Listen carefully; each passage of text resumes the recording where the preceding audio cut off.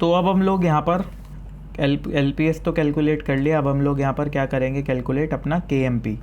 तो एक और फंक्शन बनाऊँगा, कैलकुलेट, ये कैलकुलेट नहीं, सर्च सब स्ट्रिंग, जिसके अंदर हम लोग एक सब स्ट्रिंग लेंगे, एक स्ट्रिंग लेंगे।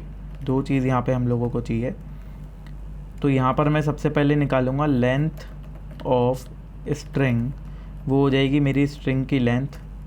Then length of substring, वो हो जाएगी substring dot length. And then let K M P का जो एल पी एस था टेबल, वो क्या हो जाएगा, calculate L P S table, जिसके अंदर मैं सब स्ट्रिंग डाल दूंगा। ये तीन चीज़ मेरे पास आ गई, मेरी स्ट्रिंग की लेंथ भी आ गई। अब ये दोनों चीज़ें मैं एक बार नीचे लिख लेता हूँ ताकि हम अकॉर्डिंगली देख पाएँ। ये आ गई मेरी स्ट्रिंग, इसको मैं अलग अलग करके लिख लेता हूँ। और ये है मेरी सब स्ट्रिंग, और इस सब स्ट्रिंग की मैं यहाँ पे टेबल भी लिख लेता हूँ। वो क्या होगी, 0 0 0 1 2 0। ये मेरी इसकी टेबल आ गई। ये और ये मैच होते हैं जिसके अंदर फ्रंट के दो से, ठीक है। ये तीन चीज़ मैंने लिख ली। अब एक मैं बना लेता हूँ अगेन आई, और एक मैं बना लेता हूँ जे। आई इज इक्वल टू, अब देखो ये और ये मुझे मैच करना है, तो इस बार तो आई भी मेरा 0 रहेगा और लेट जे भी मेरा 0 रहेगा। अब मुझे जो मेरी स्ट्रिंग है उसकी पूरी की पूरी लेंथ के जितना लूप चलाना है, तो मैं एक वाइल लूप चलाऊंगा। कितना, जो भी मेरी स्ट्रिंग है उसकी लेंथ से कम होना चाहिए मेरा ये जो ऊपर वाला आई है, तो आई मेरा लेस होना चाहिए लेंथ ऑफ स्ट्रिंग से। ये मैंने लूप चलाई। अब मुझे क्या करना है, इसको कंपेयर करना है इसके साथ, करेक्ट। और अगर ये दोनों सही मैच होते हैं देन मैं इसको कंपेयर करूँगा इसके साथ। यानी मुझे चेक करना है अगर मैं स्ट्रिंग के अंदर आई वाला वेरिएबल डाल दूँ तो क्या उसकी वैल्यू सब स्ट्रिंग के अंदर जे के बराबर होगी, और अगर होगी तो दोनों को इंक्रीमेंट कर दूंगा, plus is equal to 1, J plus is equal to 1। तो ये और ये दोनों मेरे मैच हो गए। तो मैं आई को कहाँ ले जाऊँगा, यहाँ, और जे को भी कहाँ ले जाऊँगा, यहाँ मैं नीचे लिख लेता हूँ जे यहाँ। अब मैं इसको और इसको मैच करूँगा, आई और जे को अगेन, तो फिर से दोनों मैच हो गए। देन मैं इसको कहाँ ले जाऊँगा, यहाँ, और जे को कहाँ ले जाऊँगा, यहाँ। देन अगेन मैच होगा यहाँ पे, यहाँ पे। Then match. अब मैच कहाँ नहीं हुआ, सी पे। अब जहाँ कहीं भी मैच नहीं हुआ मैं आई को तो वहीं रखूँगा, जे की पोजीशन को मूव करूँगा, लेकिन मैं जे को लेके कहाँ जाना चाहता हूँ, जो भी मेरी एलपीएस की टेबल है इससे जस्ट पहले वाला, उसमें क्या लिखा है 2, यानी कि शुरू के 2 छोड़कर मैं इसको सी पे लेके जाना चाहता हूँ, जे को यहाँ पे।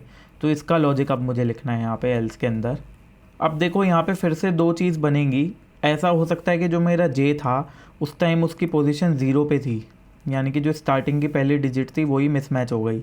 अगर ऐसा हुआ होता कि यही मिसमैच हो गई तो मैं क्या करता, जो मेरा आई था, मेरा आई कहाँ पर था, यहाँ पर था, मान लो ये और ये मिसमैच हो जाती तो मैं जे को नहीं छेड़ता, सीधा आई पे चला जाता और आई और जे को कंपेयर करता। दैट मेक्स सेंस, क्योंकि प्रीफिक्स सफिक्स कुछ बचा ही नहीं ना अगर जे 0 के बराबर है। तो यहाँ पे अगेन वही सेम दो कंडीशन बन गई, सेम वही चीज़ है जो ऊपर थी कि जो मेरा जे है that is not equal to 0,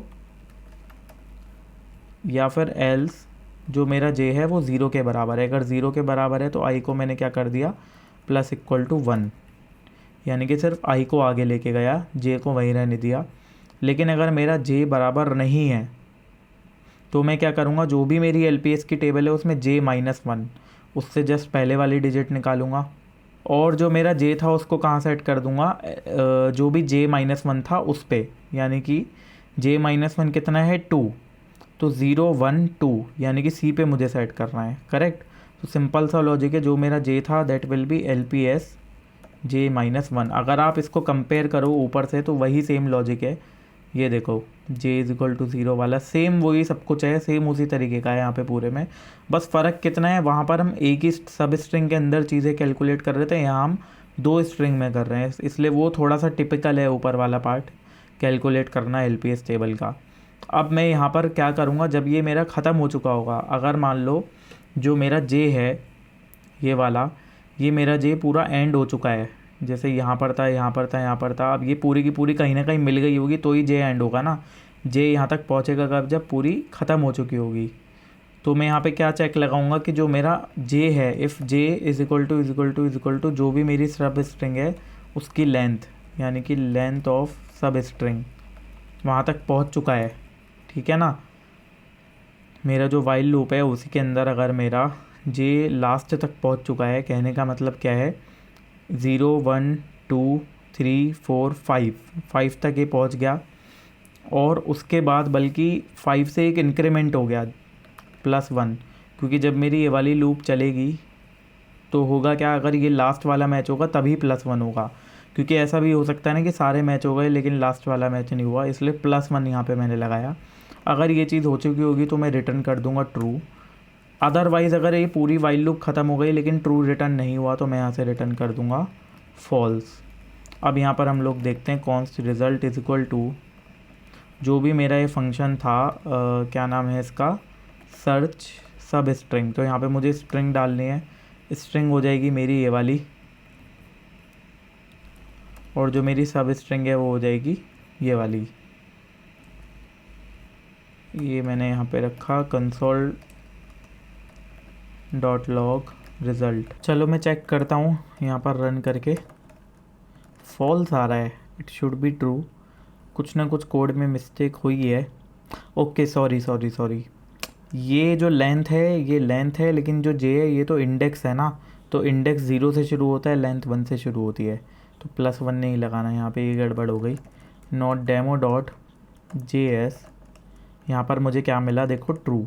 लेकिन अगर मैं कुछ भी गड़बड़ कर देता, लेट से यहाँ पे s की जगह में कुछ ऐसा लगा देता x जो मैच नहीं होगा, तो उस केस में यहाँ मुझे क्या मिला, फॉल्स, ठीक है। लेकिन अगर मैं यहाँ पे C भी लगा देता तब भी ये ट्रू रहता, C अगर लगा देता, क्यों, क्योंकि स्टार्टिंग में C आता है, A B C है। तो अब अगर मैं चेक करूँगा still it will be true.